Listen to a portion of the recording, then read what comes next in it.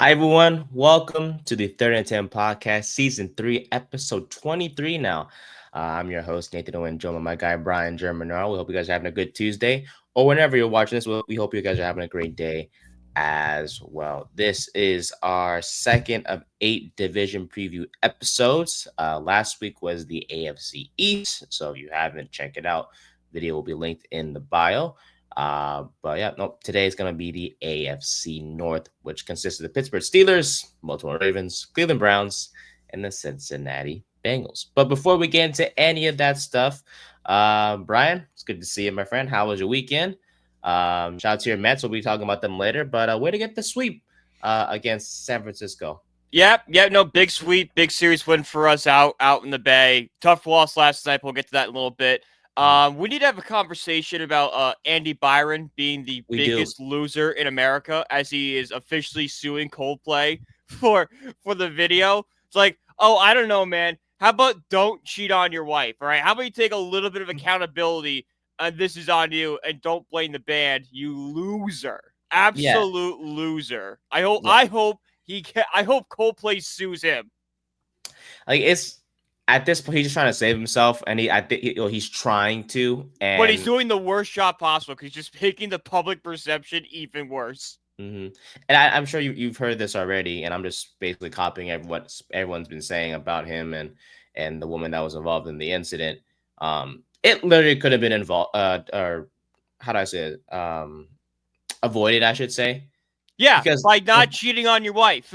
yeah, not cheating your wife, or and I'm not condemning, like approving of this, but like Don't just act not, the way they did. Don't yeah. duck out of coverage. Don't make it extremely obvious that you're not supposed to be doing whatever you're doing. Yeah, like not to over like, oh my god, like oh we Yeah. gotta go like hide and stuff. It's like, dude, you're making it worse.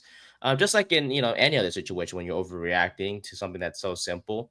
hmm Um, Not just cheating like they were doing to their respective partners, but like just in general, don't do that stuff. Yeah. Like, and if you're gonna try to cheat and not get caught, Don't go to a cause Coldplay concert.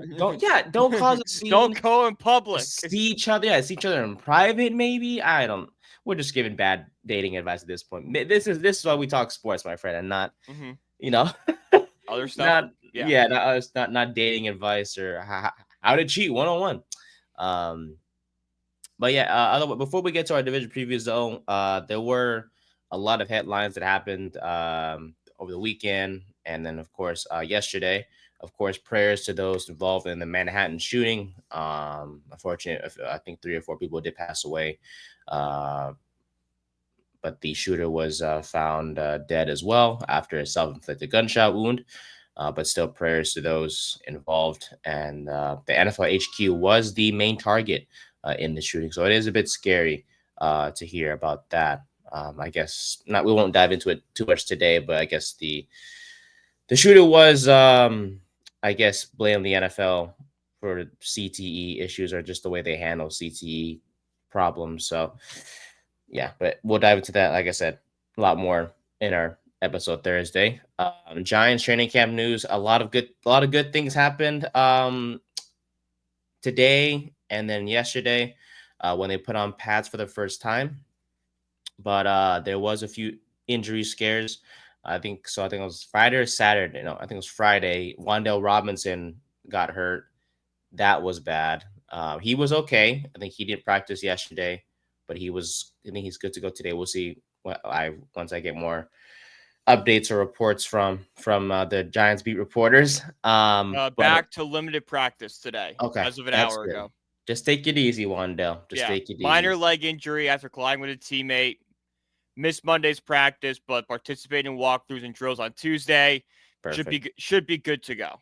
If there's one guy, and I know probably the average NFL fan is like, who is Wandale Robinson? But for Mhm. us, he's one guy that can't get hurt because he's actually, out of all the, outside of neighbors, he is the most important receiver. Like He's the most explosive, yeah, the most guy that can make an impact. Because yeah, like Slayton is not a burner like he is. He's more of that safety blanket guy. Hyatt's a mhm, deep threat that we don't know about yet. Neighbors, we don't know about Neighbors. Robinson has that athleticism and explosiveness to break off that 60-yard gain Yeah, on a solid. short route. Yeah, solid slot receiver, can run the short and intermediate routes, and they have been working on slot fades so far in camp. So it's good to see that. He is not a tall receiver by any means. I think he's like 5'10", 5'11". No, he's Uh, short. yeah, he's He's a short short. guy. He's been productive. He caught a lot of balls last year. Granted, not the yards weren't there, but when targeted, he was solid. So stay healthy, my guy. Unfortunately, another receiver went down, and he's gonna be out for the year. Bryce Ford Wheaton. He was the guy that was I know we're all heartbroken about poor Bryce.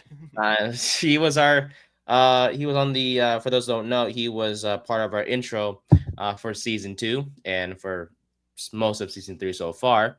Known as he was the kick returner that scored a touchdown against the Colts last year, and was also the guy that blocked the kick against Seattle earlier in the 2024 season. So Achilles, yeah, he's going to be out for the year. So receiving depth may be something the Giants need to look into, Well, unless they already brought in Gunner, so we brought true. Gunner back. So that's Yeah, kind of, I feel like that's probably your move. he's going to be your main guy. Maybe like if this, Wandale's injury is worse than we expect, or if Neighbors' shoulder injury, which I know we've gotten to yet, but we're getting to, if that's could be worse, then maybe we see a Gabe Davis get brought in, because someone that's kind of familiar with Zable's system and can kind of learn it on the fly. Yeah, and Ford Wheaton wasn't going to get many offensive snaps anyway. So that for me, even though I did say we should go get a receiver. Mm-hmm. I mean, you mentioned we signed Gunnar Olszewski. He kind of fills in what Ford Wheaton was his role was going to be anyways. But there was going to be, if Ford Wheaton was healthy, there's going to be some competition as to whether it was going to be Ford Wheaton or Olszewski kick returning. Mm-hmm. Probably going to be Olszewski punt returning, and then for kickoffs, there was a receiver that was, I forgot which receiver that was practicing kick returns. I think it was Hyatt. It was Hyatt actually. Yeah. Yeah. During the OTAs or whatnot. So maybe, I don't know. I've never heard of kick return in my life, but I mean, the Giants have tried different Hey, guys give it a shot. He's still young enough to learn. might as well. He's Yeah. fast, so Mm-hmm. we'll see there. And then our boy Malik Neighbors did get hurt with a shoulder injury. It looks to be just a stinger, but he did go back into the I think they ruled him out for the rest of practice. Yeah.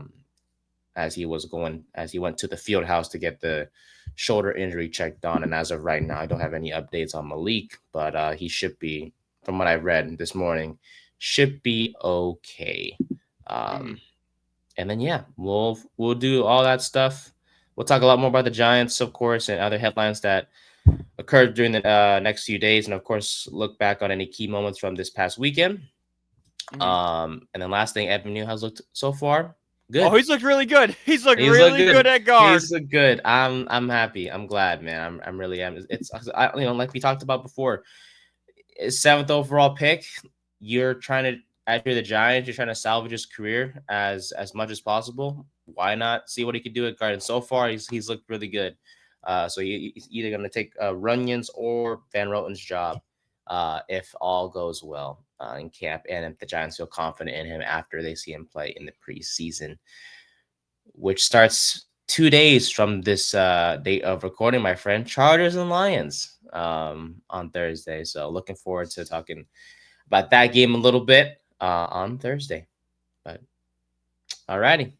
You ready for the AFC North? Yeah, let's do it. Let's go, my friend.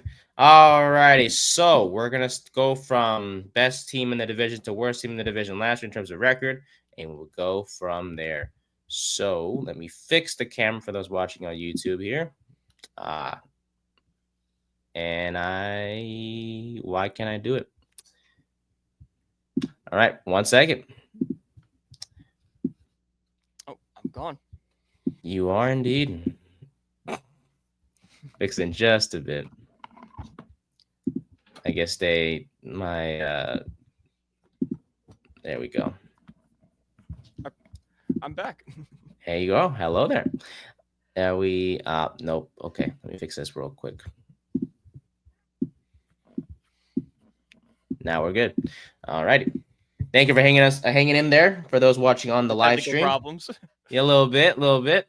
All righty. Let's start with the AFC North and the Baltimore Ravens, who finished last year 12-5, and we know how their season unfortunately ended, but we'll get to that in just a bit. Let's talk about the positives real quick. They finished with a franchise record 7,224 total offensive yards. They became the first team in NFL history to succeed 4,000 passing yards and 3,000 yards rushing in the same season. By the way, signing Derrick Henry will help the rushing game. 5.8 yards per carry combined between all the guys that ran the football last year, which was the second highest rate in NFL history, behind only the 1948, yes, 1948 49ers. When all they did was run the football. Yes, they were really good at it too. I tell you that. They went 0-2 to start the year, which was kind of a slow start. Their first 0-2 start since 2015, which was highlighted by that Week 1 loss to the Chiefs when Isaiah Lecky's toe was, if his toe was smaller, they would have beat the Chiefs. Man, him and Durant, you see that one size smaller shoe, and they got it. Man, seriously, because and for those who don't know, Kevin Durant would have hit the 3-pointer against the Bucks instead of it being ruled a 2 had his foot be smaller, but. They did win 12 of their final 15 games, including victories over 9 teams with winning records. They beat the Steelers in the wild card round 28-14, and then they fell to Buffalo in the divisional round because Mark Andrews decided to have Butterfingers. Yeah. So that was tough to watch. And then, as we all know, Buffalo went on to play KC, and then the Chiefs made the Super Bowl, blah, blah, blah. Anyways, though, Lamar Jackson, though, had an MVP-worthy season, even though Josh Allen ended up winning MVP. Lamar was very impressive, throwing for over 4,000 yards and ran for over 900 yards, and became the first quarterback in history to accomplish both feats in the same season. Made first-team All-Pro. Derrick Henry signed back in March of 2024. Had an outstanding season himself, recording over 1,900 rushing yards and 16 touchdowns rushing, but also had 2 receiving touchdowns on the side.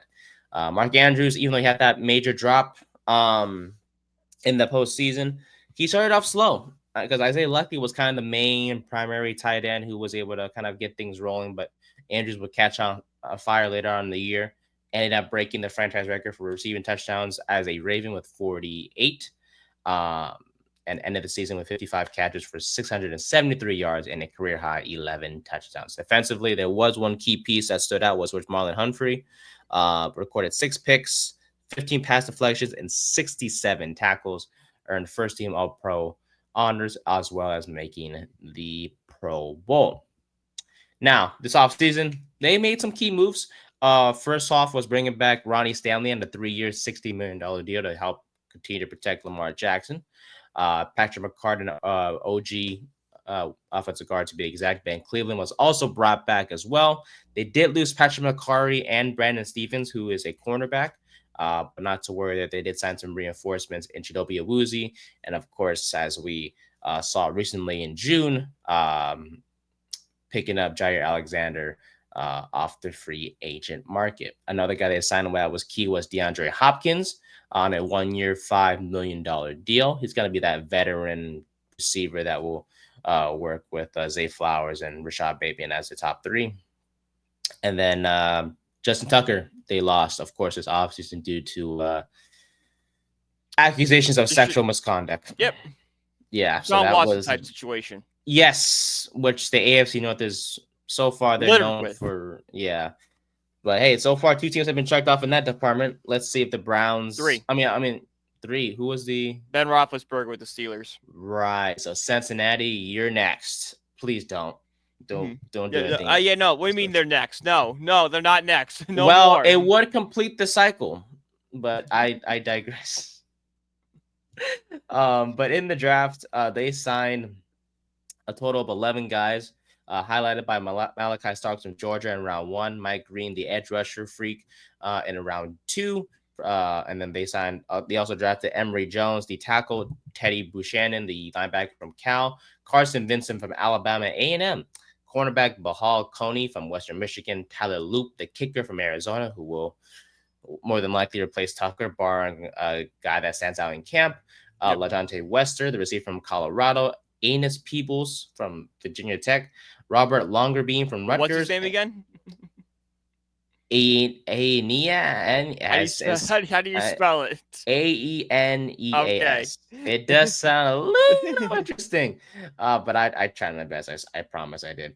And then Garrett Dellinger from LSU, the lineman, to round out their draft class. So, and for those of you watching on YouTube, the starting lineup is on your screen. For those of you listening on the Spotify version, according to ESPN, at this point in time, it is Lamar Jackson, Derrick Henry, Zay Flowers, Rashad Bateman, DeAndre Hopkins, Mike Andrews, Ronnie Stanley, Andrew Voorhees, Tyler Linderbaum, Daniel Fale, and Roger Rosengarten. And then on defense is they run a 4-3-4, so it's Namidi Madubike and Broderick Washington at defensive end. At defensive tackle, it's Travis Jones. At the edge is Kyle Vanoy and Odafe Owe. Inside linebackers are Roquan Smith and Trenton Simpson. The cornerbacks are Nate Wiggins, Jair Alexander, and Marlon Humphrey. And at safety, it's Malachi Starks and Kyle Hamilton. So last week, I came up with the burning questions for the AFC East. So me and Brian will be taking turns with each division. So it's Brian's turn this week to come up with the burning questions for the AFC North. So Brian, for the Ravens, what is the burning question you want to discuss? And you can give your answers first as well. So my first one is, can Lamar Jackson shake off the big game narrative? We've seen it throughout his career that Lamar has struggled in the playoffs. We got upset.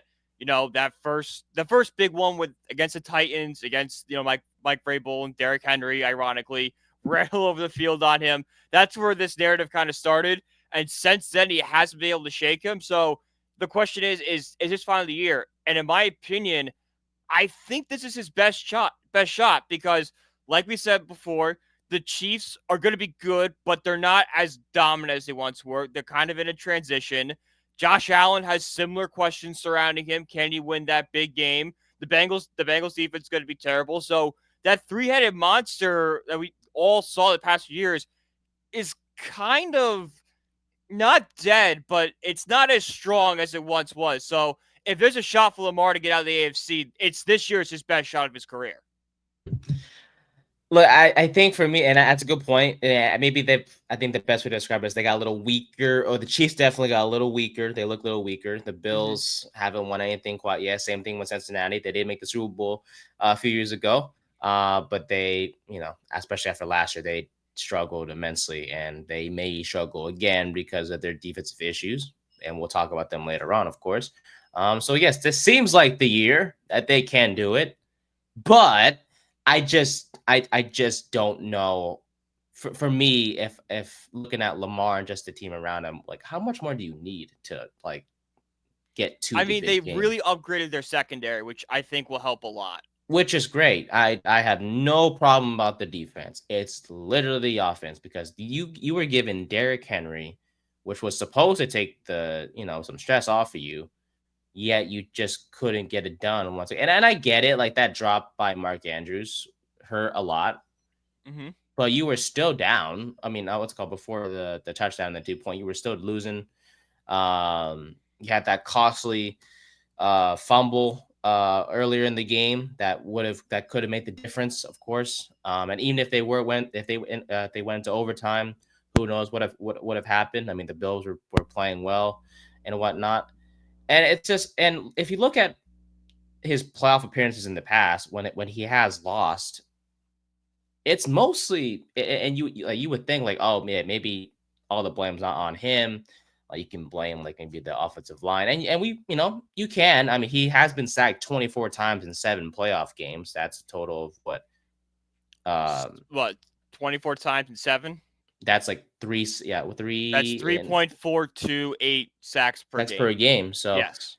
So about 5 times a game he's getting on his back. Yeah, so Allen is not bad, but like they haven't protected him like as well. So and we're just saying that as like a number, like who knows when these sacks are happening? Are they happening in big key moments, or are they happening kind of when the game's out of reach? Yeah. So, but most is on him, and it's like, okay, if you think about it, the quarterback's job is to get for every game that you start. The number one goal to start the game is to get off to a good start, not to start off rusty or start off slow or anything like that. That's gonna only hurt you later on or have increase the chances of it hurting on later in the game. Most of the time when Lamar loses these playoff games, the offense has always gotten off to a slow start early. And the Mm-hmm. Ravens are good at what? Running the football. So if you're down early, you're kind of forced to abandon that game plan and kind of have to operate through the air. And let's be honest, Lamar is known more for his legs than his arm. Is it a lazy thing to say? Yes, but it's true. No, it's true. Yeah. It's true. We all can say that. We all agree and we all understand that.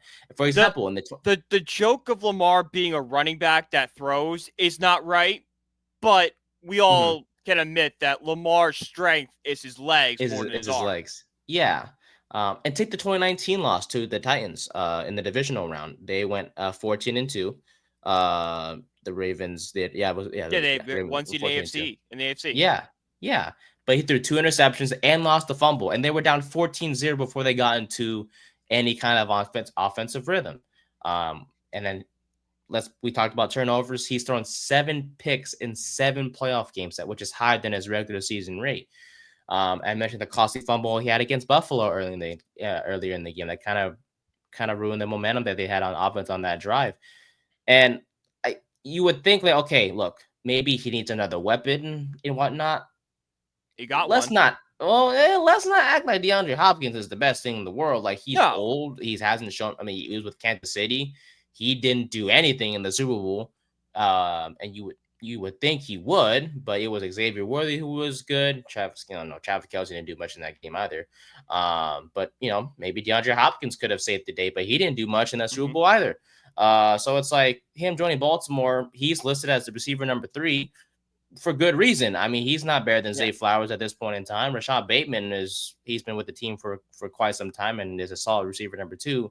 Like Hopkins may not do much this year, if at all, depending on how things go. And I talk about Bateman, he's a normal receiver, like he's a quote unquote normal number 2.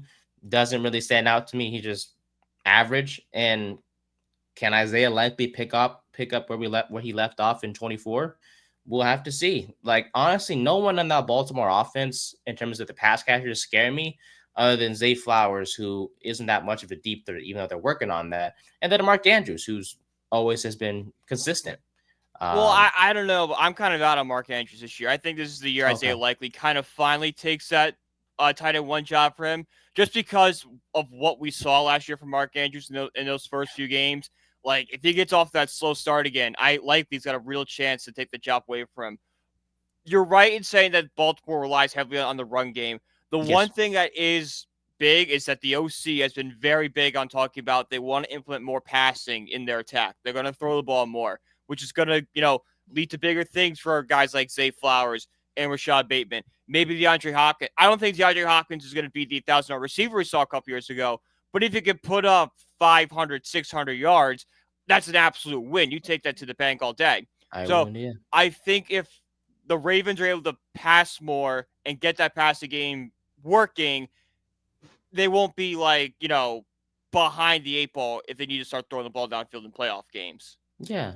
Yeah. Um, and yeah, I should have definitely kind of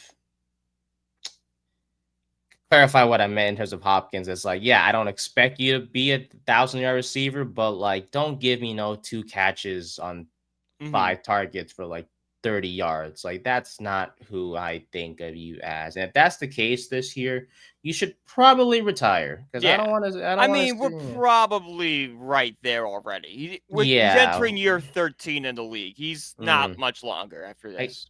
don't make me think when I think of you. Don't make me think of what how washed you were over the 3-4 years that you played. Mm-hmm. Let me whenever I think of Remember the DeAndre good Hopkins, times. yeah, I want to think about those days in Houston where he was like dominating. I want to think of the days in Arizona we had a couple of good seasons there as well. Not this Kansas City, Baltimore crap where he just doesn't do anything. So, but Yeah. anyways, he's not the topic, of course. It's Lamar. I don't think he will this year. I know his best chance is to do so, but something's gonna happen. I know that's another lazy thing to say, but something's gonna happen where a turnover, a pick, a couple fumbles is gonna just hurt him in the postseason against one of these teams, no matter who he faces, whether it's the Chiefs or Buffalo or the Bengals or whoever comes out of the AFC South. Um, Something's gonna hurt him, Yeah. and I just yeah. Otherwise, we'll give our record predictions at the end, like we did last week with the AFC East in terms of our record predictions for each team, and we'll go from there. But that wraps up the Ravens as the first team here in our AFC North preview. All right, we go from the Ravens to the Pittsburgh Steelers, who the Ravens play in the wild card round, of course. Steelers win 10-7 in 2024. They once again got off to a hot start. We've seen this story before. Got off to a hot start and then kind of stumbled down the stretch later. They began the year 10-3 with back-to-back winning streaks, which is the first time since 2020 they started the season 2-0, and held opponents to less than or equal to 10 points in their first 3 games, which was a feat that has not been accomplished since 1973. But they did lose their final 40 games of the year and allowed the Ravens to catch up and pass them and acquire the AFC North crown. But so literally the first 13 games of the year and the last 4 games of the year, two opposite ends of the spectrum. They had a 33 point differential overall throughout the season, but they were outscored by 52 points during their 4-game skid. So yeah, big difference. They struggled immensely late in the year. That's not what you want to see, but the Steelers are just known for that. So Justin Fields started the year at quarterback for them early because Russell Wilson was hurt. He led the team to a 4-2 record before Russell came back in and started the rest of the way. So that was a highlight there. 2 quarterbacks that took the starting job, and they did pretty well as the starters. Of course, we got one of them, and we'll discuss that in just a bit in terms of their offseason. But one of the highlights, TJ Watt, an amazing season once again. Did get his extension as deserved earlier this offseason, or recently, I should say. Led the league in forced fumbles with 6 and recorded 19 sacks and 48 solo tackles. Cam Hayward, who's getting up there in age, had a solid season himself last year, made a 7th Pro Bowl while serving again as the team captain. The Steelers were just a team that didn't turn the ball over. They threw only 6 picks all year long. They forced 33 turnovers, though, while also leading the league in fumble recoveries with 16. So their turnover differential number, very up there, I tell you that. This offseason, though, they did lose a few pieces, including Preston Smith, Cole Holcomb, Najee Harris, the running back, who is in Los Angeles now with the Chargers. Should be San Diego. Yeah, they should be San Diego. No one thinks of the Chargers as LA. No, it's always San Diego. Like the Rams, you think of LA now, which is weird. Yeah, like we're used to that. It kind of flows off the tongue a little better. Los Angeles Chargers feels weird stuff. But it's weird because they moved at the same time, so like you would think we would get used to it, and maybe just like the area being so similar and stuff. Yeah. But it's just weird how like we've all just kind of accepted the Rams in LA, but just refuse to accept the Chargers in LA. Yeah, because when you go to Chargers games, it's not like it's packed with Chargers fans. No, everyone's in San Diego, which is.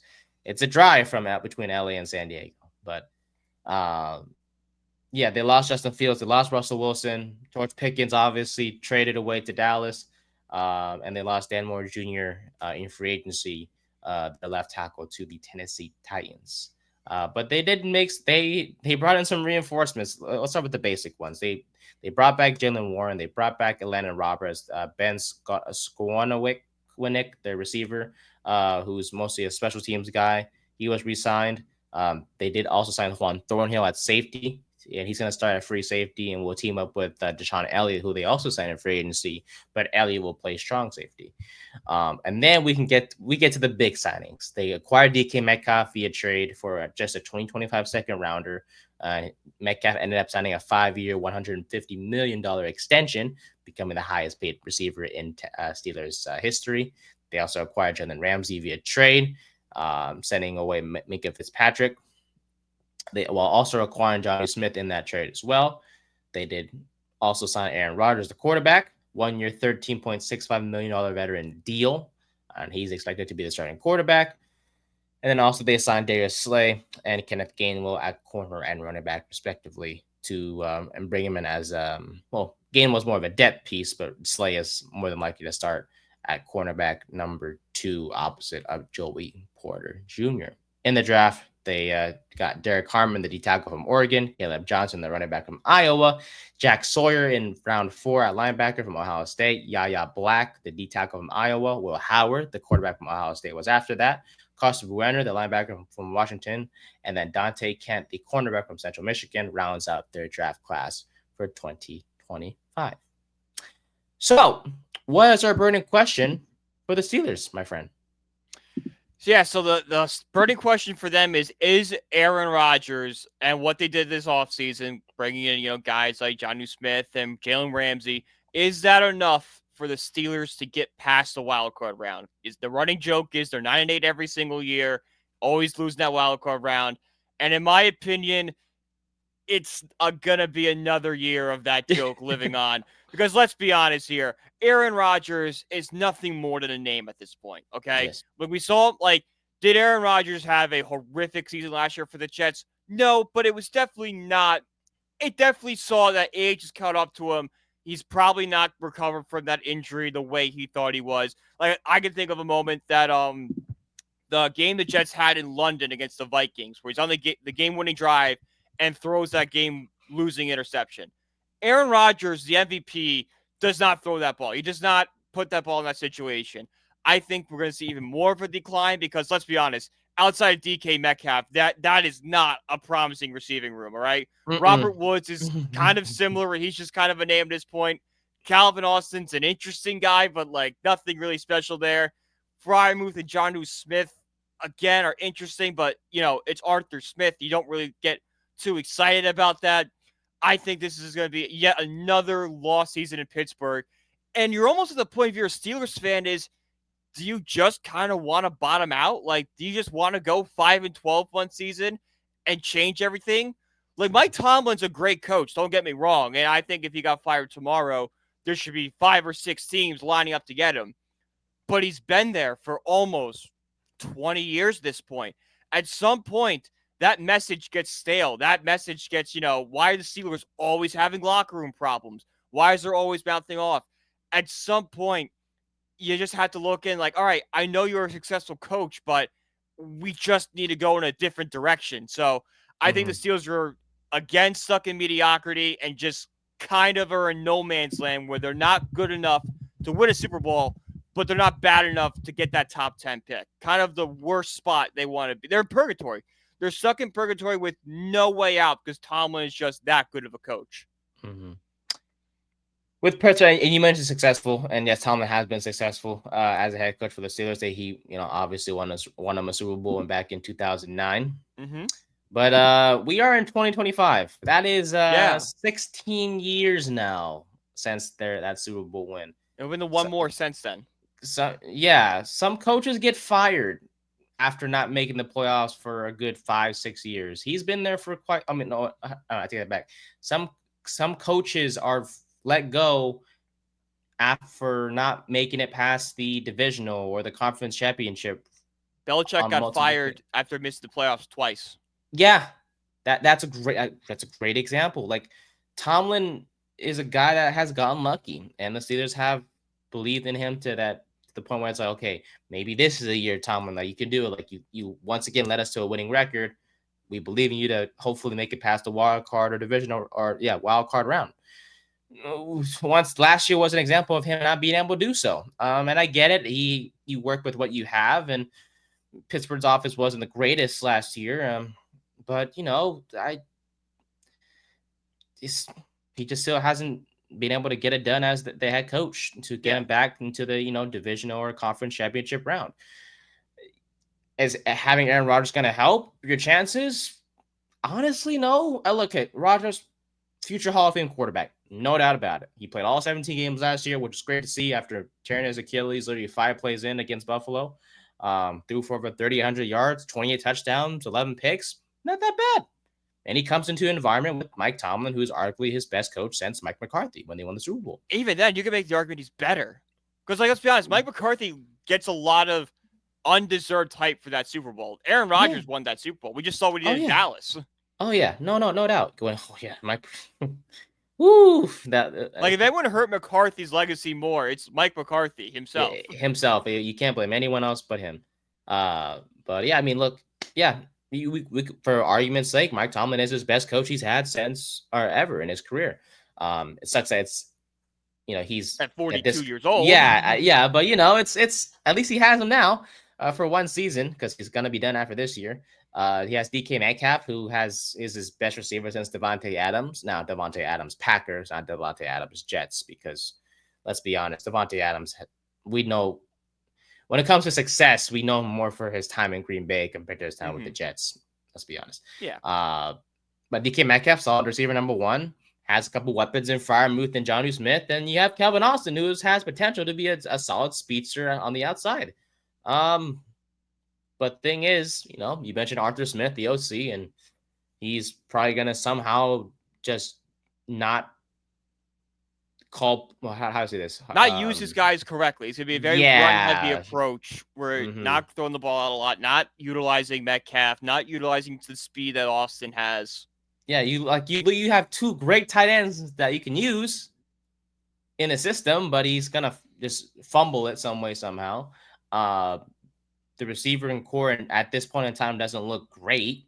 It's just more like what ifs or just hoping that Austin pans out and Robert Woods somehow finds himself his younger self again. Yeah, not gonna happen. Can the O-line hold up long enough? Honestly, it's to the point, and I hate to say it because Rodgers is a respectable quarterback on the field, off the field. He has done some questionable stuff. Not bad stuff by any means, but just questionable in general. Oh no, questionable in the form of weirdness. Yes, like sitting in a dark closet and having the Jets come to him in what was most likely a drug-induced vision.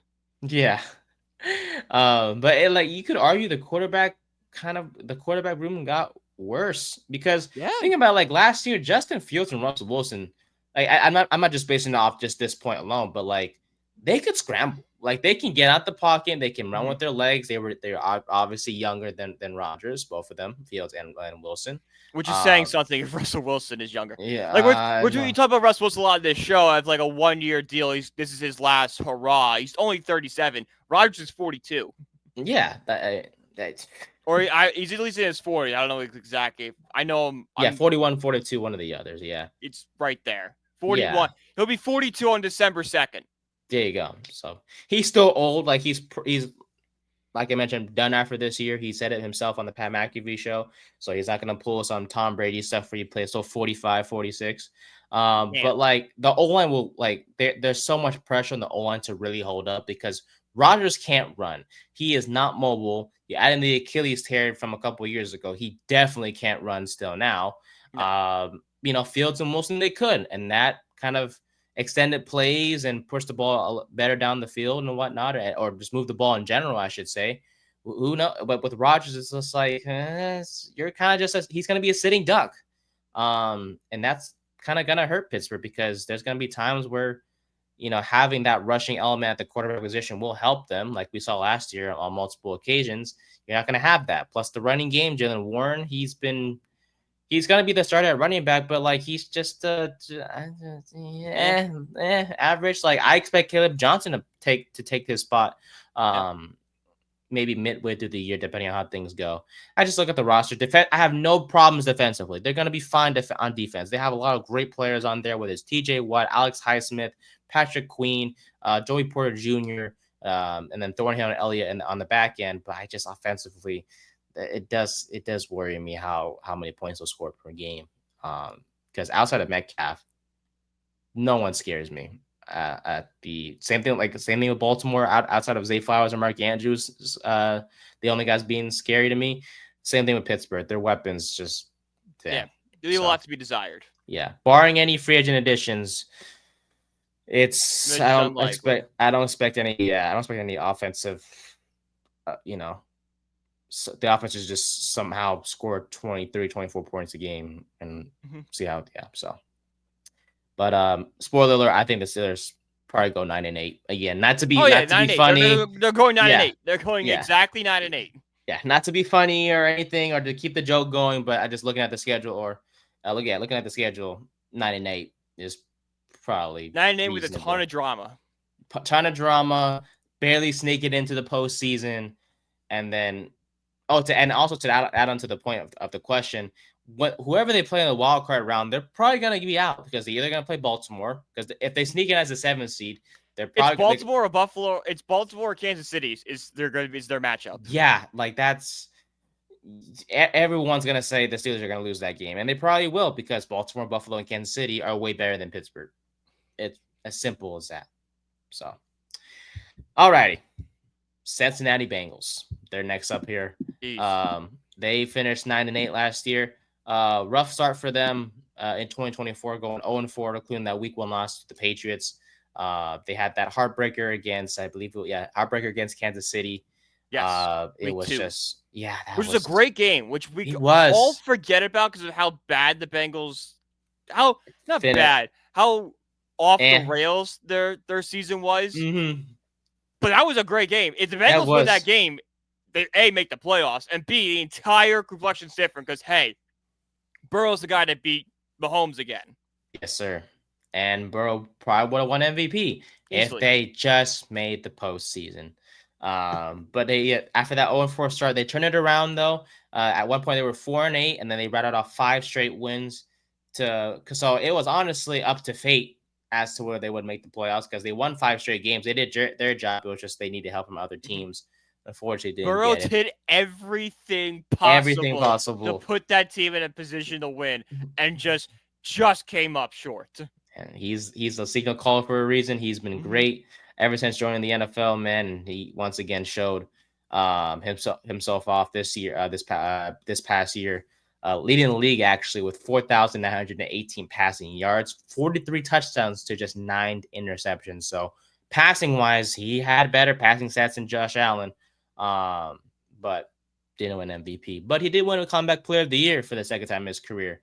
Not the best thing you want to accomplish, maybe winning one comeback player of the year is fine, but 2 of them, I mean, no, like congrats to him. It's just not normal because that Right, just yeah. shows like you get injured a lot, but you come back but hopefully he stays healthy moving forward for the rest of his career. Scored a franchise record 472 points in 2024. This offense did, which led the league. They also led the league in total touchdowns and ranked top 10 in total yards and points per drive. His weapons were solid to outstanding. The best? You mean the best in the league? The best Yeah, receiving core in the league? yeah, no, basically, Jamar Chase accomplished a triple crown last year, leading the league in receptions with 127, receiving yards with 1700 plus, and then receiving touchdowns with 17 of them. And then you have T. Higgins on the other side, who caught 10 touchdowns of his own and finished with 911 receiving yards. No Joe Mixon, no problem.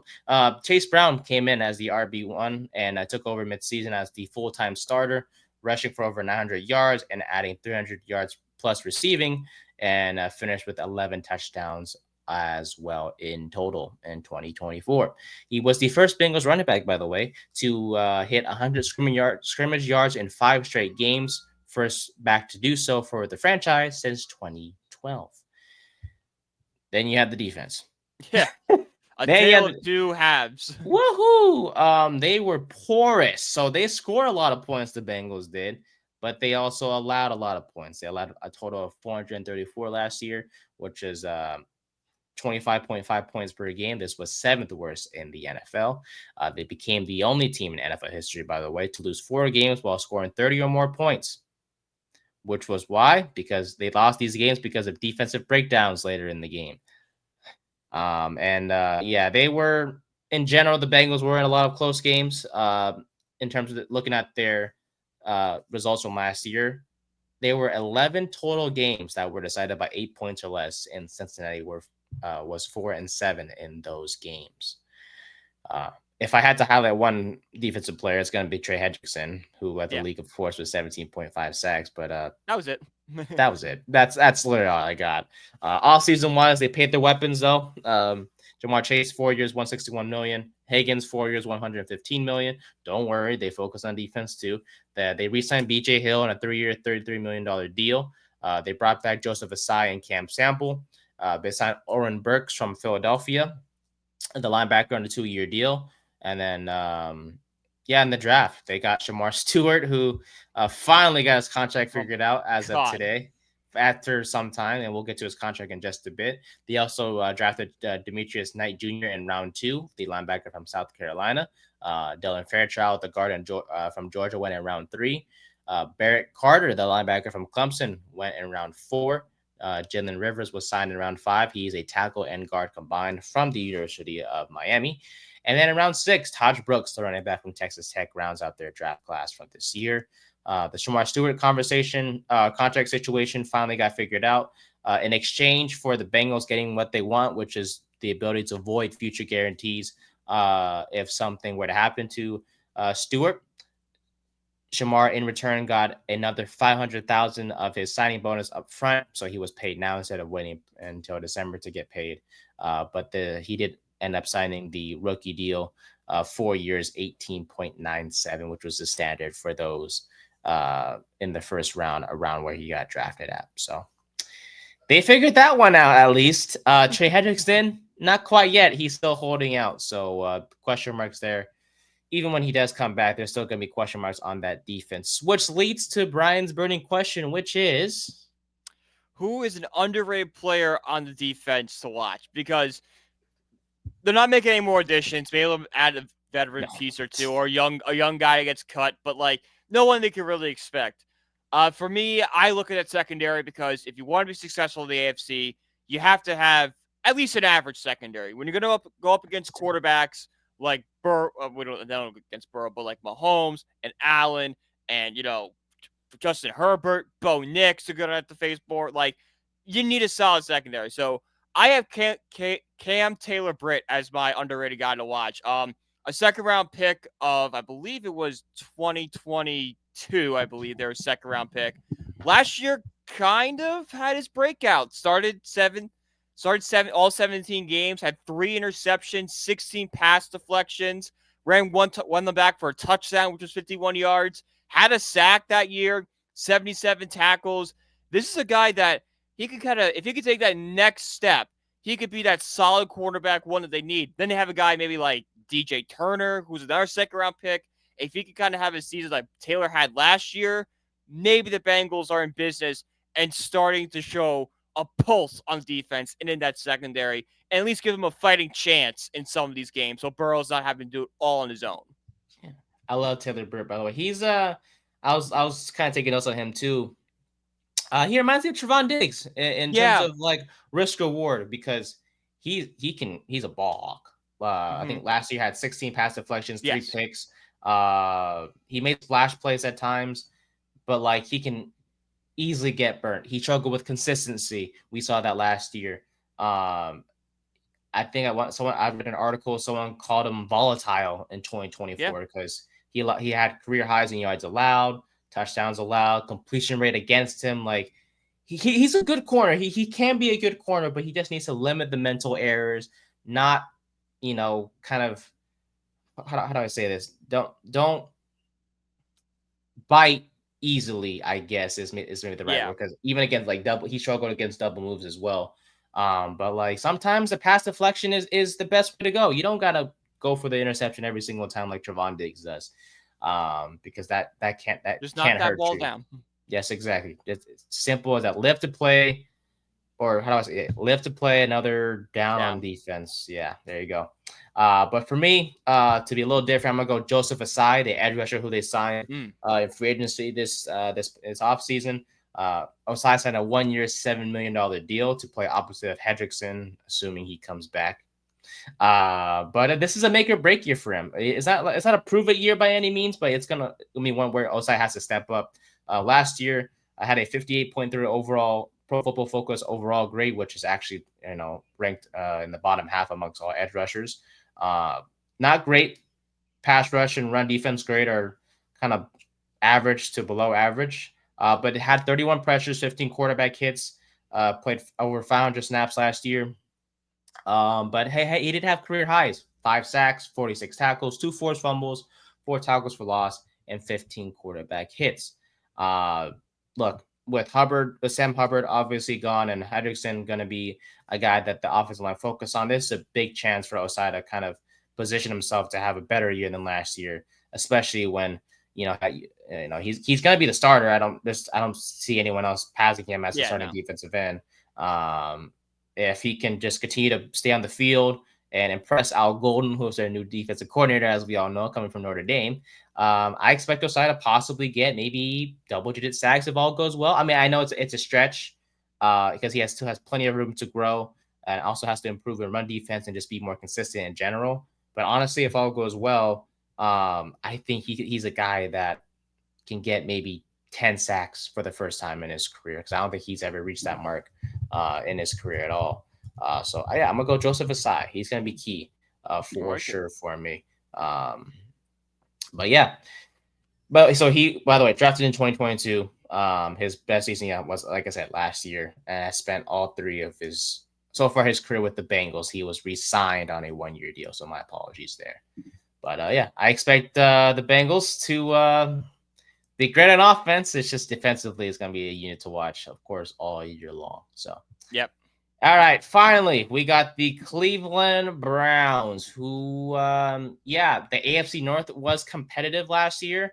Yeah, the only the Steelers, Ravens, and Bengals were competitive with one another. The Browns, they were the cellar dwellers, indeed, in the division. Yep.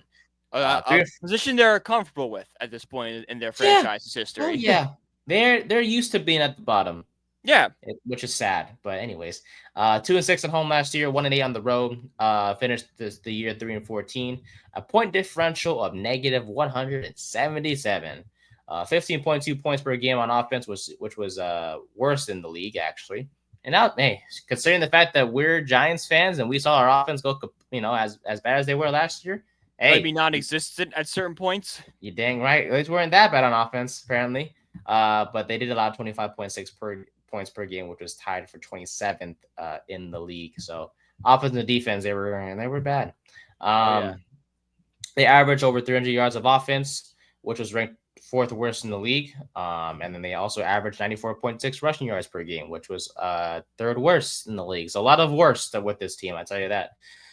Deshaun Watson began the year at the quarterback position as the starter at the quarterback position, but struggled, went 1-6, and then towards Achilles in week 7. Ouch. Maybe he should have gotten more massages on that Achilles before he played that game. But I digress. You know it's bad when you tore your Achilles and the entire crowd is cheering. Yeah, a little effed up, but no. See, I would agree with you, but it's Deshaun Watson. It is Deshaun Watson. Completely deserves it. Very valid indeed, because he did not treat those massage women properly. No, do you remember? Oh my God, what was the Texans quarterback? Matt Schultz, was that his name? Yeah. Oh, Schaub, yes. Matt Schaub, yeah. So Matt Schaub, I think, got a concussion one year when he was struggling, and Texans fans cheered because he got he was out of the game and a new quarterback could come in. That was messed up. That's a different situation than Deshaun Watson. Because Schaub never did anything bad of the sort. Schaub seems like a nice guy. I don't know what he's doing today, but he seems fine. Yeah, barring any unexpected history about him that appeared up in the last 5 years. As long as he's not on one of those lists, I think we're fine. I think we're good, yeah. But yeah, Deshaun Watson, he's a guy that's getting healthy as at this point in time, but he's not expected to play at all this year. Let's be honest. But Jameis Winston took over last year when Watson went down and showed flashes. He was fun. He was fun. He was Jameis. I think it's simply put, he had over 500. He had 497 passing yards against Denver in a game that was on national TV. That was a great game. Yeah, 4 touchdowns. And then he had 3 interceptions. Yeah, there it is. And 2 pick sixes, by the way. There it is. Yeah, we go. And that's why we love Jameis. That's why we love Jameis. And guess what team he's on now? He's with us. So maybe we'll find out how that goes. I would love a Yay. Jameis start. Just one. I just want one. Just one Yeah, Jameis I start for just the Giants. And I just want like that. Like 400 yards, 4 touchdowns, 2 interceptions. I want that. That's what I want. just one game where he just slings it, throws 5 touchdowns, and then throws 3 picks and just forces me to yell at the I don't TV care if we multiple win or times. lose. I just want to. I want to For experience the for Jameis the Winston. vibes. Yeah, exactly. Yeah, I got you, bro. I got you. And he wasn't. He was okay. He was literally okay last year when he started. The team went 2-3. That's just the definition of Jameis Winston. Okay. Yeah. You're never gonna be really good with him, but you're never gonna be really bad with him, and that's Nope. that's a plus. You'll be in every single game you play in. Yes, sir. But that one turnover is always gonna kill you, and we saw that. And it's always coming too. It's just coming. like it's like you just never know when, but it will appear. And when you win a game, you'll always expect a good press conference by Jameis Winston or post game interview. They don't even win the game. Just ask him about snow, and he goes off about the horses. I know. And God. And God. Which is a good thing. So, and I respect that. I think he might have been on a little snow. Yeah. But outside of the offense, or outside of the quarterback, I should say, Jerry Jeudy stood out, led the offense with over 1,200 receiving yards. On defense, Myles Garrett, 14 sacks, earned a 6 Pro Bowl, made first team All Pro for the 4th time in his career. And then Grant Delpit as well stood out on defense with 111 total tackles on defense, which is a team high at the safety position. In the offseason, they signed Malik Collins on a 2-year, $20 million deal to replace Dalvin Tomlinson on that interior defensive line. They also signed Jerome Baker, Tevin Jenkins, Cornelius Lucas, Joe Flacco was added as well. They also signed defensive end Joe Tyron Sharonka. But they did lose a couple pieces. DeAndre Carter. Juan Thornhill was released. Kenny Pickett is obviously gone. Kenny. Wait, am I tripping? What? Kenny Pickett is there. He got hurt. Yeah. DTR is gone. That was a quarterback that left. I'm sorry. And then Dalvin Tomlinson, they also lost in free agency. Draft wise, though, they got Mason Graham, Carson Schwarzenegger, the linebacker from UCLA, Quinshon Judkins, the running back from Ohio State, Harold Fannin Jr., whose career might already be over. Exactly. Yeah. Way to go, buddy. The Ray Rice Part 5, because there's been other situations Well, there's rumored, I've not seen it, but apparently there's a video somewhere that's like Ray Rice level video. Yeah, I saw that too. It was in the elevator. Stop going into elevators. No more elevators. Stop mistreating Masashi Boy incorrectly and stop beating up people in elevators, because apparently that's what the AFC North is known for. Yeah. Stop both. Why is it the Ravens and the Browns sharing similarities? The Ray Rice and Quinshon Judkins and Justin Tucker and Deshaun Watson. Well, what the fudge? Well, they are connected. The Ravens are technically the Browns. Yo, I forgot about that. Oh yeah. Yeah, the Ravens might have transferred the history over to like the modern day Cleveland Browns, but if you're following timelines, the Cleveland Browns of the 80s are now the Baltimore Ravens. Man, so basically what you're saying is the Ravens want to be the Browns, or the Browns want to be the Ravens so bad that they'll even copy whatever bad actions they're connected. I think they're just connected forever because they were once the same team. Connected.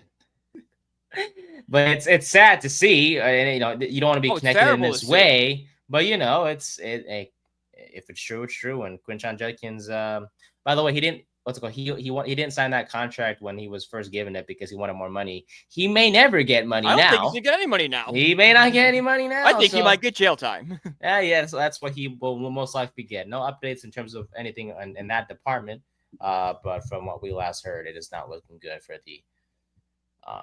for that running back there. To the point where they even signed a UFL running back actually recent. The Browns did. UFL standout Toa Tawa. Never heard of him in my life, so that's what an incredible name. Well, they did draft. That's just a vibes guy. Yeah, it's a Samoan guy who can break some few tackles and see where it goes. But maybe the Browns saw what could have happened to Judkins, and they got some reinforcements. They also drafted Dylan Sampson as well later on in the draft. I like him a lot. Yeah. I didn't like him So behind Junkins because I thought he would be like, like he's going to be buried behind Ford because Junkins Ford would be the 1-2. But yeah, I think Sampson could fill in that role very yeah. nicely. And I remember we did our running back position rankings. I believe Samson was a speedster that we liked. So Yep. who knows? I mean, I think like a lot of my mock drafts, I had Sampson going to us in like the 4th round. yeah, he would be I'm much nice to happier have. with Scatterboo, but Yes, indeed. Yes, indeed. No doubt about it. But then the Browns also drafted Dylan Gabriel and Shadur Sanders, 2 quarterbacks, for no apparent reason. But hey, maybe they know something we don't. no, So, they which don't. They they don't. don't. So, yeah, their starting lineup looks is on the video for those watching on YouTube. So the starting running back as of right now is Jerome Ford, which is yeah, That's not long. The coaching staff I hates him. do not like it whatsoever. They hate him. They don't like him. They don't love him. They Oh much yeah. rather like No, they didn't like him so they much drafted that 2 they running grabbed the backs. 2 They running don't like backs, him. and he still is going to be the starter. It looks like, depending on how things go. We usually be the starter even with Junkins on the roster. Junkins would be the RB2. It was just a matter of when he was going to take over full time. Yeah, but wow, they should have brought back Nick Chubb. Oh no. Well, hey, he's in Houston now, so. Mm-hmm. All right, buddy. What's our burning question for the Browns? The burning question is a question that the Browns have been asking since 1999. Is the solution at quarterback even on this roster? Because they had 5 of them, and even with the 5 quarterbacks on their roster, there is not a franchise quarterback amongst them. All right.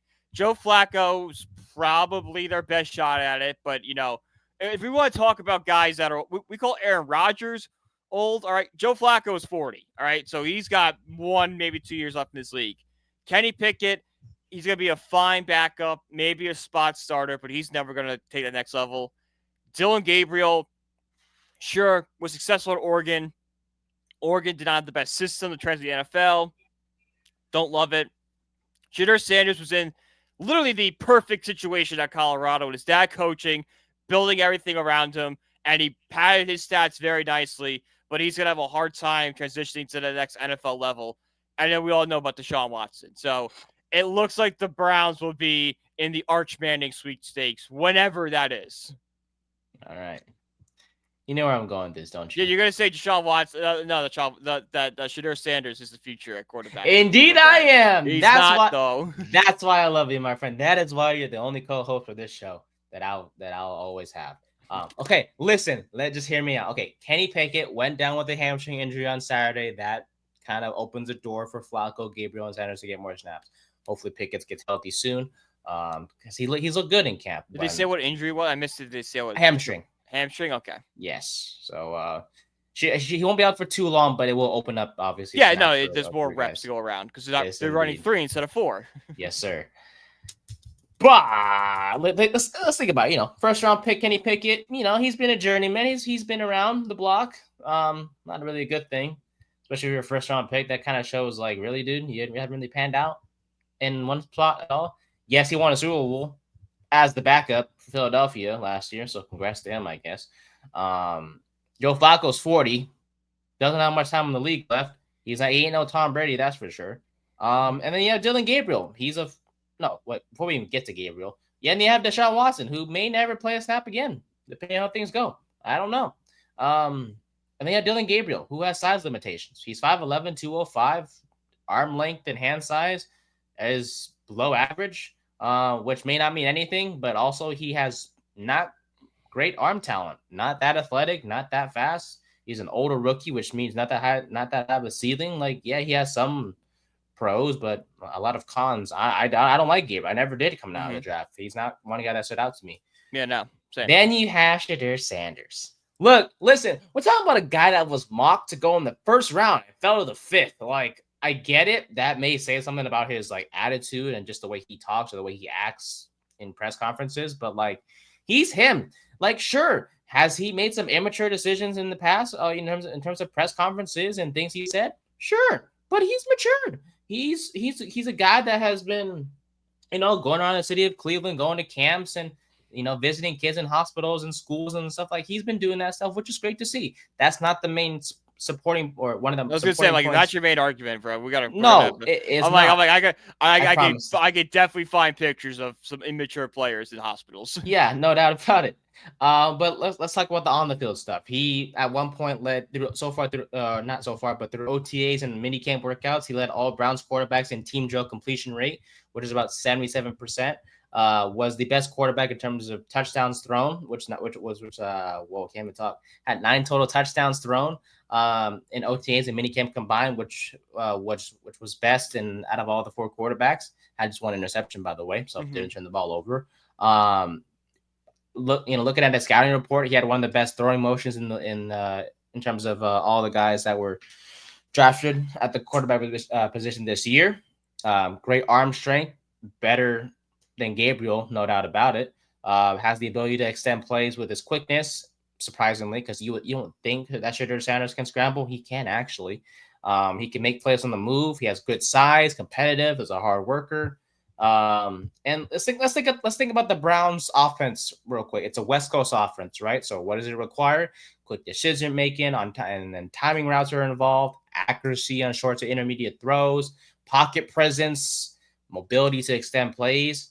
Shadur can do all of those things. Like we saw in Colorado, like he has the ability to stay in the pocket and kind of scramble when necessary, right? His He takes a accuracy. lot of dumb sacks too, though. I know, but like that doing can that because he tries to play hero ball. That's a big part of his game. Is that?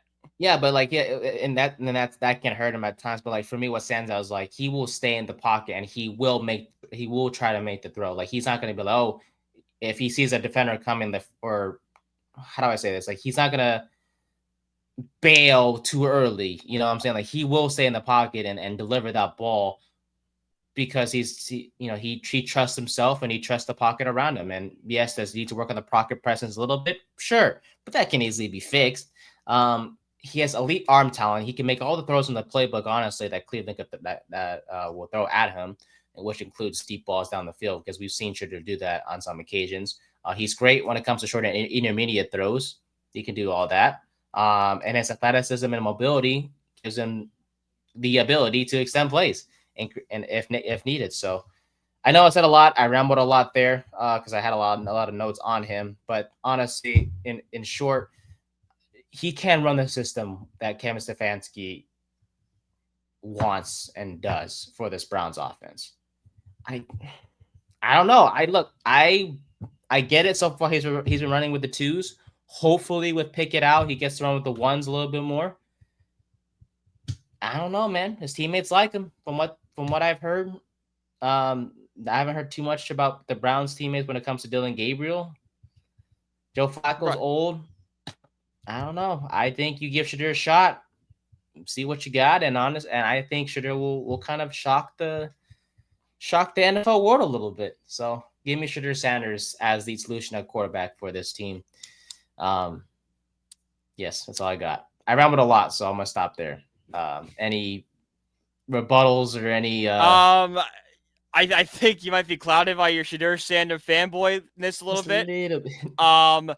You talk about all that stuff at Colorado, but we're missing that Colorado had arguably the most athletic and dynamic receiver lining up next to him in Travis Hunter. Where's the Travis Hunter on this Cleveland Browns team? Like, I like Jerry Jeudy, but he's not a wide receiver, like a dominant wide receiver number 1. Cedric Tillman's okay. Deontay Johnson's kind of a head case. Like, I don't really see that big receiver that can kind of bail out Shadur on some of those plays. And we also got to think of, like, yes, Shadur Sanders had a great completion percentage in college, but the windows to throw to are this big. In the NFL, it's this big. So can he make it in that little hole without that dynamic receiver of Hunter? I just don't know. I believe. Mm-hmm. I believe. Look, he can do everything the system asks him to do, and he just needs a shot. I think that's all he needs, man. And it's been tough. Like, to be that 4th quarterback on the depth chart is tough, but now he's QB3 with the Pickett injury. Well, he was 5th at one point.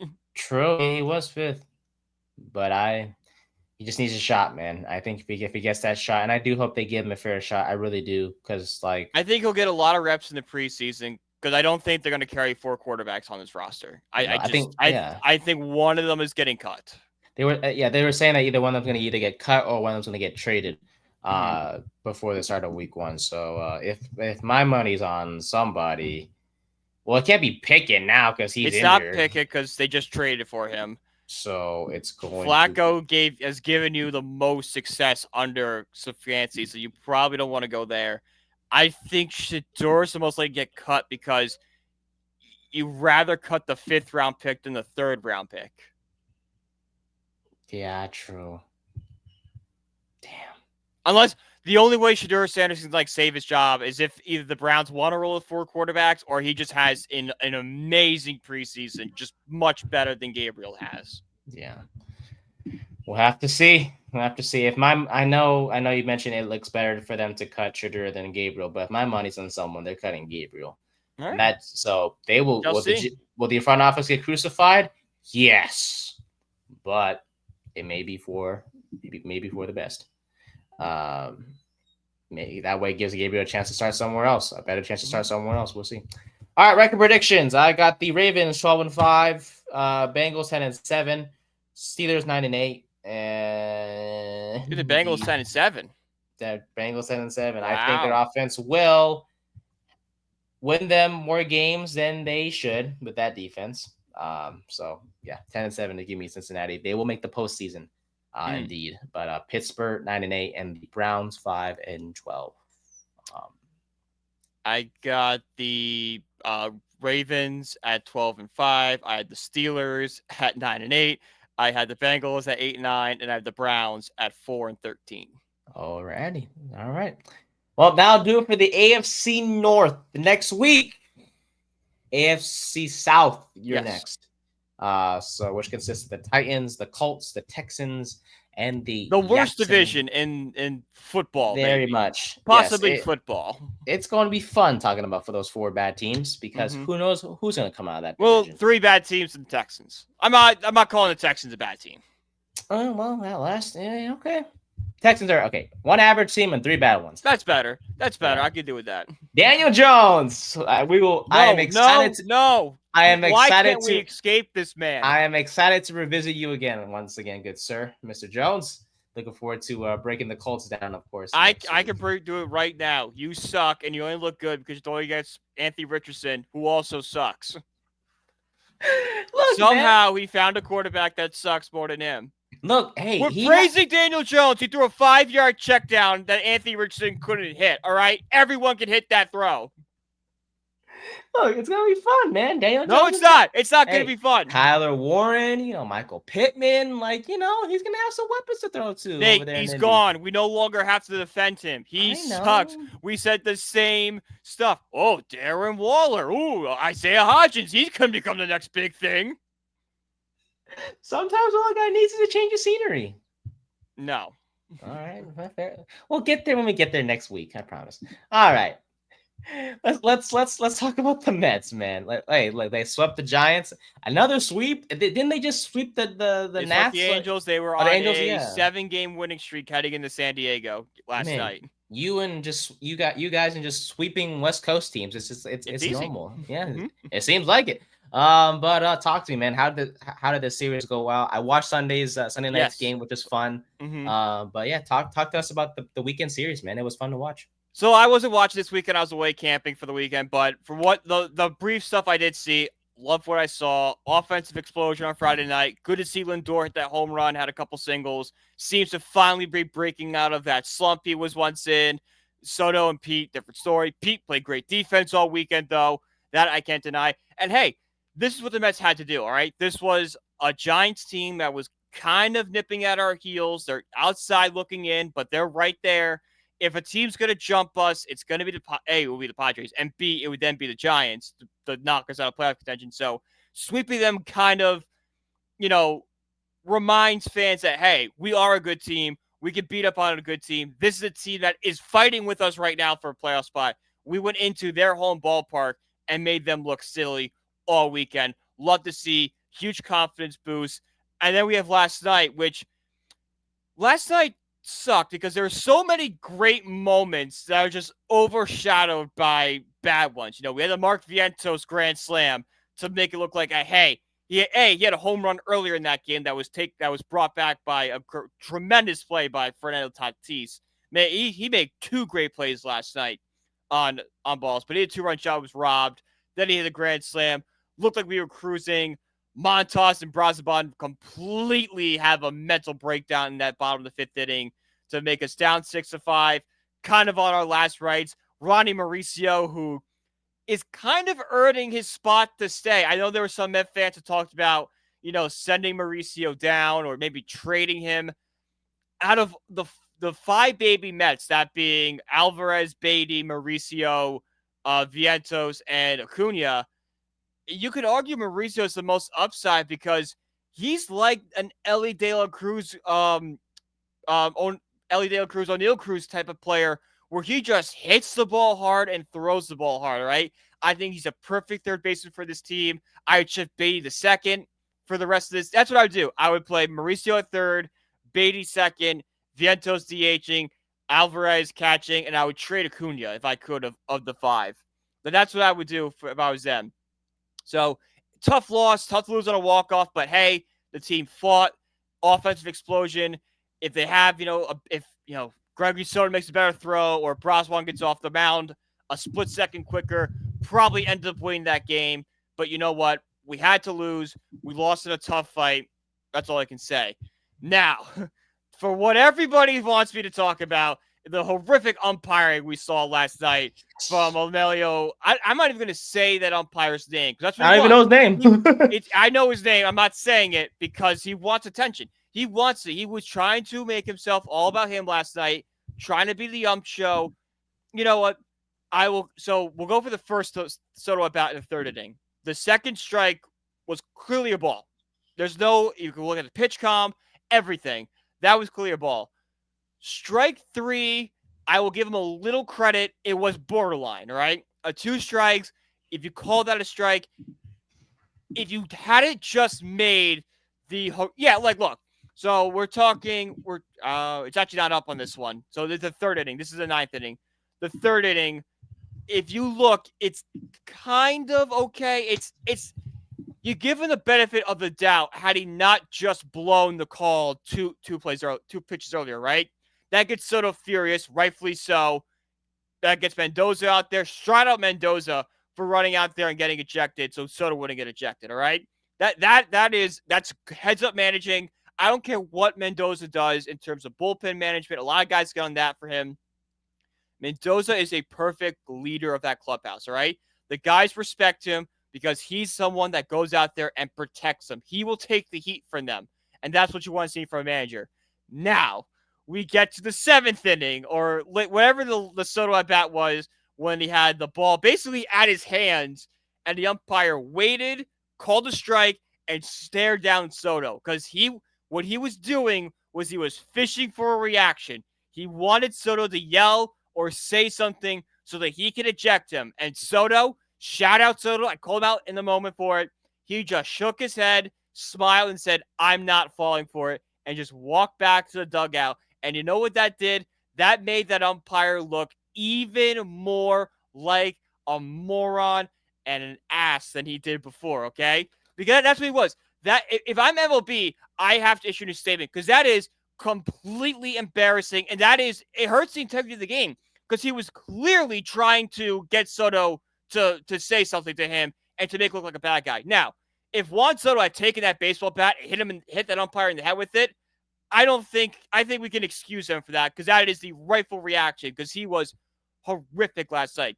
The MLB has a major umpiring problem, and when the APS comes next year or we get full-time robo umpires, I don't want to hear a single umpire complain because you did it to yourselves, you egomaniacs, your soft skin, everything, all right? You can't take criticism. No one holds you accountable. Guess what? Those two, and plus the ego, makes you the most unlikable people on the face of the planet. And I used to be anti-robo-umps. I can't wait till they come and take your jobs. I love it. Let's go. I love that. I love that energy. I don't have much to say on the topic. I was going through my notes and prepping for today's show, and I saw that there was a bit of an issue with the Mets game, and I looked into it more, and I saw the umps were making some questionable calls, and I was just like, oh boy, I can't Tuesday's wait. I gonna mean, be John fun. Hayden's writing out ABS system now because you know what would have done? He would have tapped his head. They would have seen it's a ball, and he would have even like, look. The best part is every time they came back for commercial after he struck Soto out, they just put the camera on the home plate umpire, and he's just like, man, this guy is such a loser. Such a loser. It would have been so cool for if ABS was currently in MLB and then Soto tapped his helmet and then they would see on the screen that's a ball. It would be funny to see That's Soto. what I was to say because then Soto could just go. Like he would just he would look at the ump like, yeah, like that, and then just who knows what would have happened afterwards. But yeah, man. I look, hey, good thing is you guys took care of SF. You guys can still obviously salvage the series against San. Like I said, I said it on Thursday before the West Coast. 3-3 is all I want on the West Coast. Yeah, we already got 3. So, I'll take 4-2. I would like 1 win against the San Diego Padres. I don't want to get swept by them. But if we could go back to Citi Field with a 4-2 road trip, happy guy. I'm a happy guy. We'll take it. And speaking of trade, I'm not speaking of trade, but real quick on the trade deadline stuff. Thursday. Which is Thursday. So we'll definitely cover a lot more MLB stuff on Thursday as well for sure. Gregory Soto was acquired. Yes. Yeah. Thoughts on that? I know a little bit of a rough start so far, but I'm sure you're a happy camper. Rough start. I like the move. It's he's a nice lefty. He's got nice numbers against lefties, which is good. He's not the main piece of this. We still need that high leverage arm, but we've heard for weeks now that the Mets want multiple relievers at this deadline. He's going to be someone that they can go to in like the 7th or 6th inning, kind of be a more reliable pitcher. I like it. I think it's a fine move. They gave up nothing for him. I think it's a fine start to what should be an active deadline for David Stearns in terms of bullpen arms. Yes, because apparently we're one of the finalists for Ryan Hensley of the Cardinals. That'd be a great Ryan Hensley. I wanted Emmanuel Clase before he was suspended for gambling, but I guess that's not it. Danny, I wrote for Rising Apple about a trade that gives us Griffin Jackson, Danny Combe. I would take either one of them. Jahan Duran of the Red Sox, I would take him. So there's 5 names out there that'd be that, really. They just need a setup guy for Edwin Diaz. They need that 1-2 punch at the end of that game that just ends it. Yeah. I think I also heard you guys are in Brandon Lowe is another guy. Yeah, Brandon Lowe. I don't know how big of it is. I think if we acquire a bat, it's going to be like Elise Robert of the White Sox. That's the name I've heard a lot. And if the rumors are true, the White Sox really want a top 10 prospect for him. I want absolutely nothing to do with that. If we can give up like a top 15 prospect and like a player in A-ball, maybe like a Marco Vargas, who's like our 27th prospect. If we can do something like that, then I'd be on board with it because it's 2 guys that are gonna have no impact. But I'm not giving up Carson Benji for Luis Roberts, who sucked the past couple of years, and you're taking a flyer on him, hoping he can unlock that superstar player that's in him in a different situation. But I'm not giving up a top 10 prospect on a prayer that he can do that. Sure. No doubt. We'll find out, buddy. Deadline's on Thursday. We'll see what moves the Mets make. The relievers are the big. They're going to get a reliever. Robert, I say it's 50-50. And then Brandon Lowe, I think the young Mets kind of played them out of that. I think it's something the Mets called about just for a possibility. But with the play of Mauricio and Beatty these past couple weeks, I don't think you can take them out of the lineup right now. I think they're good. Speaking of that, Mauricio dinger on Sunday. Yeah. Mauricio was a triple short of the cycle. I know. He was so close, man. I tell you. And then Juan Soto also hit a dinger that game, too. Funny game to watch on Sunday night. Just looked just thrilled to call, by the way. Look, I think Carl Ravage isn't that bad. I know, obviously. No, those home run calls were atrocious. They were so bad. No, they were bad. Okay. Ravage is an average play-by-play guy. I'll give you that. I think people hate on him too much. I don't think he's as bad as everyone says he is, but he's not good. He's not a good play-by-play guy. He's just He's He would be perfect if it was like, you know how like ESPN, like if he was calling like, I don't even know how to describe it. Like if ESPN had like a Tuesday night baseball and it was like, they throw it on ESPN Oh, too, he'd be yeah. fine do something like that. But like the prime time standalone Sunday night baseball, not for No. him. He's more Yeah. like, if you hear him at 1 o'clock on a Sunday, for NFL, if we're NFL stuff, he's like the 1 o'clock Fox or CBS local announcer. Like, he's fine. I listened to him enough. I had that relationship with him. But to be that primetime national guy, it's No. for sure not. No, for sure. All right, I'll take it. All right, my friend. Well, that'll do it for the Mets. We'll talk a lot more about them, obviously our next episode.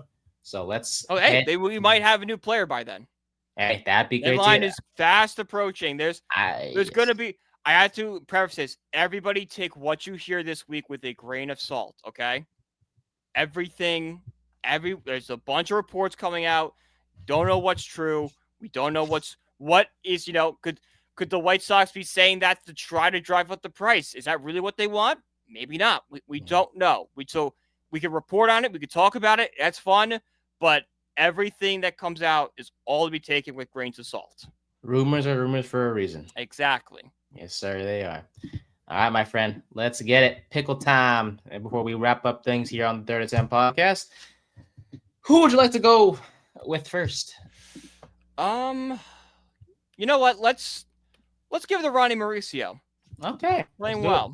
Kind of hero back-to-back nights. Let's see what he's got. Dominican part, right-hander. He is either a left or he may be a switch hitter. He's probably a righty. Yeah. Give me Dominican dudes in Dominican on the AL. I think Vladdy's Canadian this game. Yeah, I was gonna say he's Dominican. I need any Dominican players. Classy Dominican. I don't know. It'd be funny, right? Oh, he is. I hope. Right. I really hope this is the answer. Okay. Wow, 27. 27 plays in the west or the east of the AL. Yep.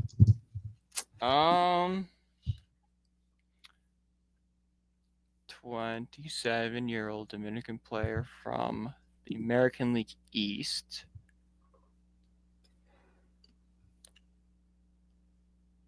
It's not Robert, because he's 27, but I don't think he's from Dominican. Plus, they play in the Central, so he plays. Yeah, that's why it's not him. He plays in the Central. Yeah, I was thinking that too. Mariners. How old's Junior Cabanero? Oh, good question. He is 22. We can get the division if you want. Let's do the division. Get the division. Damn, so all right, an so AL West guy. Yeah. All right. Well, it's not the A's for sure. Can't think of anyone Dominican on the A's.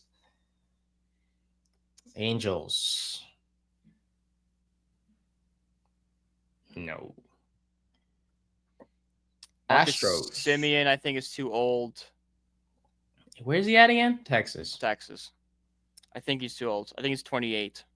Who's the Astros guy? I don't think Pena. Is Jimmy Pena? Jimmy Pena, I think, is Dominican. That's it. Oh, God. Oh, Let's God. Oh, freaking God. God, playing fantasy baseball does help sometimes. Mm-hmm. Jeez, I'm 4th in that league, I think. Nice. Apparently. I know, man. There's some tough people. That's where they are. They make it competitive. Yeah. I tell you. But that will do it. This was a long episode once again. But then it is a division preview, so it is what it is. But that'll do it here. We covered the whole AFC North. We covered some Mets towards the end of the episode as well. And yeah, we'll talk a lot more Thursday, more NFL discussion to come, more Giants training camp news, of course, and then news around the league, and of course, MLB trade deadline will be the topics for Thursday's show. So thank you for watching. We appreciate it. You can follow us on social media. You can follow me at Nathan_124. You can follow Brian at BrianPG1016.